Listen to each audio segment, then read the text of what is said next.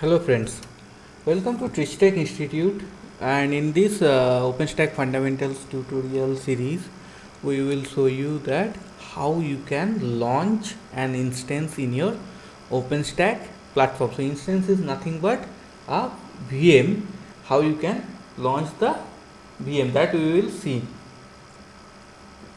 So for that, first you do login to your OpenStack platform with your normal user ID like member user. So once you log in, you will be able to see the overview section like this. So how many instances you have you can create, how many virtual CPU RAM and all, and you can see your region also here, and project name, like what is the project name. So to create an instance, you go to the instance tab. There you'll see already if you have any running instance or launched instance, you'll see here like this. Then you click on launch instance. So once you click on launch instance, you will get this wizard here. You give the name. So what I'll do, I'll launch a Fedora 32 image. So we'll select that, and here in the source you select the image. You will use image, and we don't want to create any new volume. So it's like if you are creating, it will create a new volume, and if you delete, this volume will be still there if you are selecting delete volume on instance deletion. So this is more like if you want to use the same instance disk for other image. So you put no. Now here you can see I have Fedora 32 image available, so let me select that, so it will show here. Then I'll go to the next. In the flavor section, what I'll do, I will select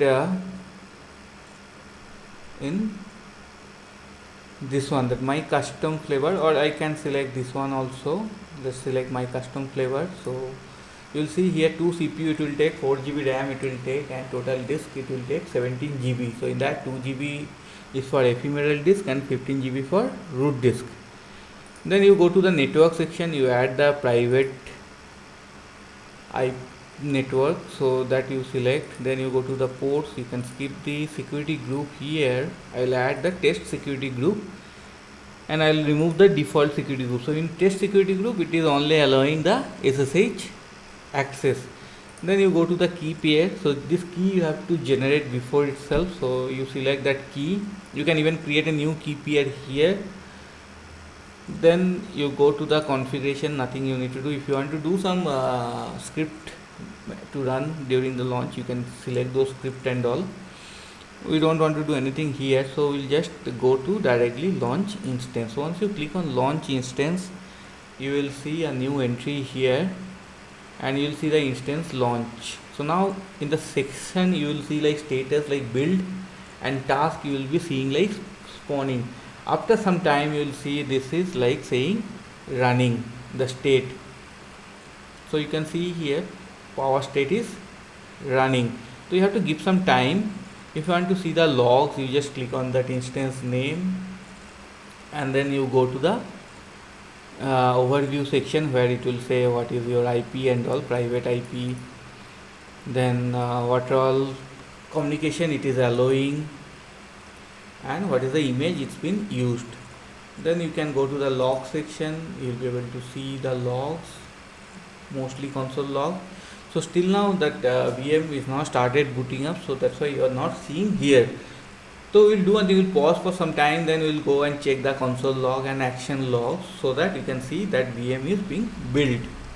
So as you can see in the console, so I clicked on this part, so console, and I am seeing the actual live serial console. So you can see it is building up the server and booting it up.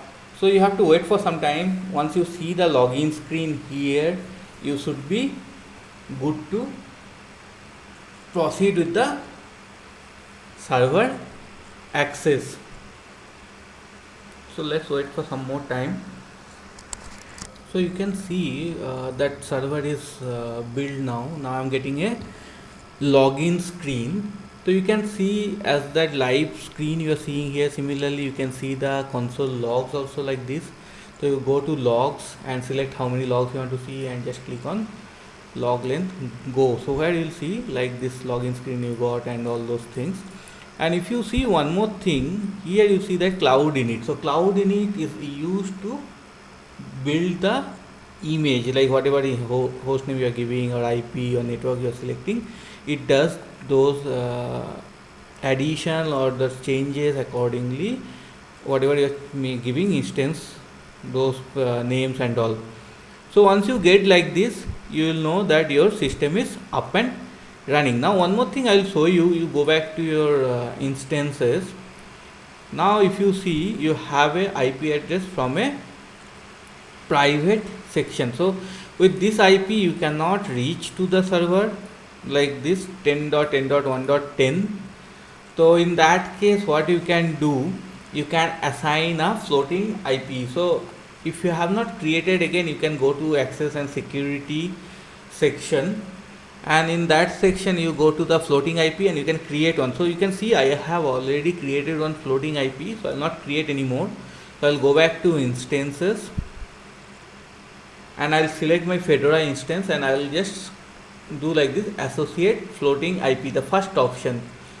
So once you do that associate floating IP, it will give you like which IP address you want to select. So you select, and on which port, so you select that and then you do associate. So as soon as you do the associate, it will have the floating IP. This floating IP helps you to access the VM from outside. So it's more like in your AWS you do elastic IP, similar concept. So this is to reach outside.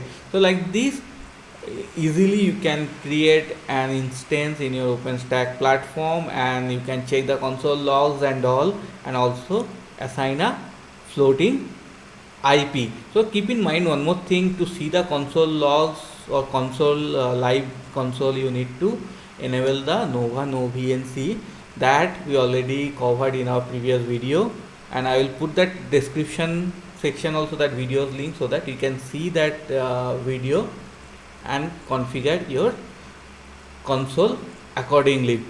So bye, have a good day. We will see you in our next video.